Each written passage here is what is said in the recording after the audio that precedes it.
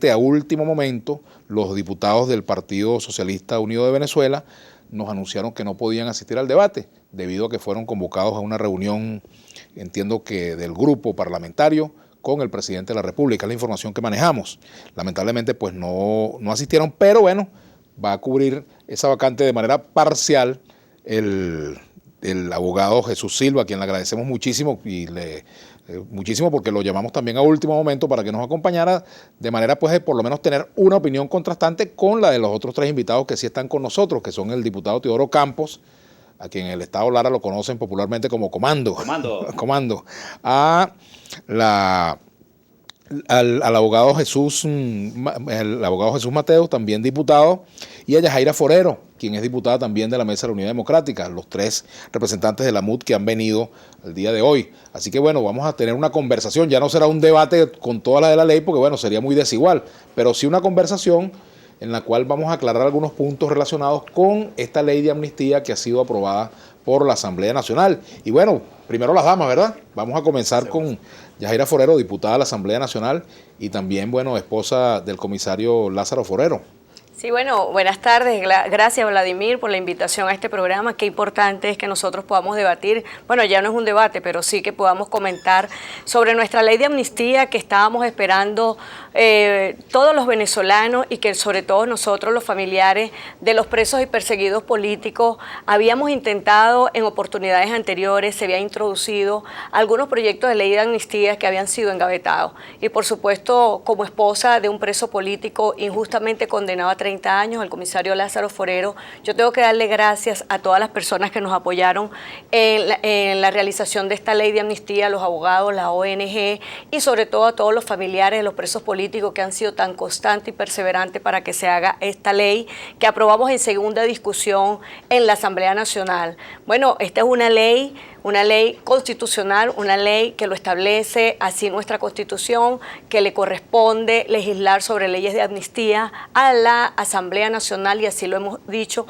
Nos hemos cuidado muchísimo en esta ley de que no viole las únicas limitaciones que establece la Constitución en el artículo 29, donde dice que no pueden ser amnistiados aquellas personas que hayan cometido delitos graves contra los derechos humanos o delitos de lesa humanidad.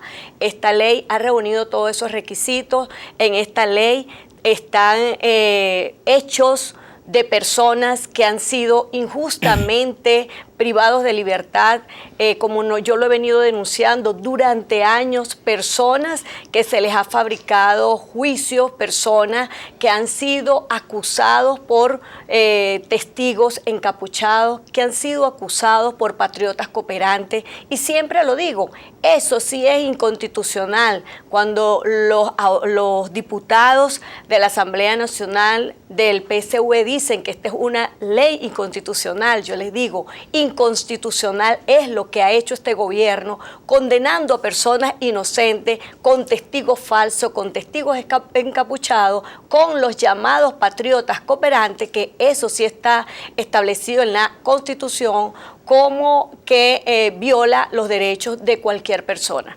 Gracias a la diputada Yajaira Forero. Bueno, Jesús Silva es abogado constitucionalista. Preguntaría, ¿esta ley es inconstitucional por qué?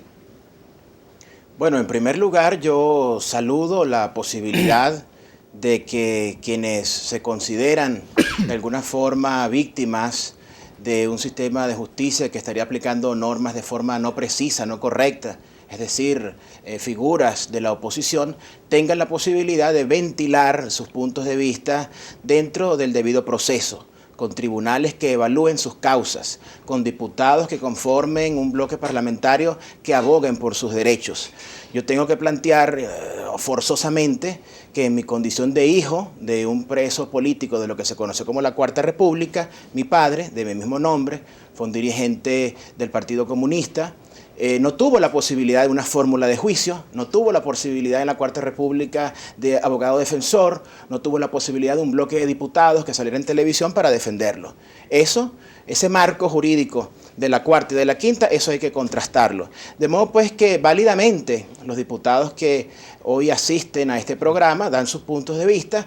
Ellos consideran que los elementos de esa pretendida ley no violan la Constitución, y hay otro lado, otra visión del país, dentro de lo que son las diferencias democráticas, de quienes consideramos que se debe revisar exhaustivamente en otros poderes públicos, ya no el legislativo, sino el presidente, que tiene el poder de veto contra esta ley, así como oportunamente el propio Tribunal Supremo de Justicia, si se está o no violando lo que plantea el artículo 29 de la Carta Magna. El presidente no tiene poder de veto de acuerdo a la Constitución. Él puede devolverla con algunas modificaciones, pero él no tiene el poder de vetar. Exacto, quiero ser muy preciso. La posibilidad de contrariar algunos contenidos de esa ley y reenviarlo al Poder Legislativo pudiera plantearse como una especie de veto provisional, más no definitivo, porque si las correcciones que sugiere el presidente de la República, de acuerdo a lo que debe ser el respeto a la Carta Magna, no son tomadas en cuenta por el Poder Legislativo, este legislativo podrá, por propia mano, publicar esa ley, pero evidentemente sí hay un control definitivo, un control de la constitucionalidad que descansa, de acuerdo al artículo 335, en la Sala Constitucional del TCJ, para evitar que personas que pudieran estar inmersos en violación de derechos humanos, en delitos de lesa humanidad, casos como terrorismo, casos como asesinatos, casos como narcotráfico, no queden impunes, porque eso es muy delicado si se habla realmente con sinceridad de la reconciliación nacional. ¿Qué dice el diputado Juan Miguel Mateus? Gracias, Vladimir. Bueno, yo quiero comenzar porque es muy importante ese tema del veto presidencial y dejarle claro a toda Venezuela que en nuestro país no existe el veto presidencial. Existe, en cambio, un mecanismo de cooperación positiva del Poder Ejecutivo en cabeza del Presidente de la República, que tiene que promulgar la ley, pero no puede nunca vetarla. No existe esa figura entre nosotros. Dicho eso, yo creo que es muy importante enmarcar la amnistía dentro del clima moral que tiene que ser enmarcado. Más allá de caer en dimes y diretes, más allá de caer en el tecnicismo jurídico o no, y ya vamos a hablar de lo constitucional, lo importante es que hablemos de esa Venezuela que está enferma, de una Venezuela que está enferma de injusticia y cuya mayor expresión de esa enfermedad de injusticia es que en pleno siglo XXI haya personas presas, perseguidas, imputadas en el exilio por pensar distinto, por querer un país mejor. Durante todo el debate de la ley de amnistía, especialmente el día martes, el oficialismo quiso poner la ley de amnistía como que si fuese un asunto, Vladimir, Jesús, de los políticos para los políticos, como que si los políticos queremos sacar a nuestros presos de las cárceles. Y por supuesto que queremos sacarlos de las cárceles y tiene que haber libertad, pero queremos sanar a Venezuela, queremos entrelazar esfuerzos para que Venezuela no sufra esto nunca más. En segundo lugar, se planteaba como revancha. Y no es revancha porque la ley de amnistía es justicia y es perdón. Donde hay justicia y perdón no hay revancha. Y en tercer lugar es un sentir del pueblo de Venezuela que se expresó el 6 de diciembre. Luego hablaremos de lo constitucional, por supuesto. Por supuesto, vamos a hacer una pausa. Al retorno continuaremos conversando sobre la ley de amnistía con los diputados Campos, Forero, Mateus y el doctor Silva.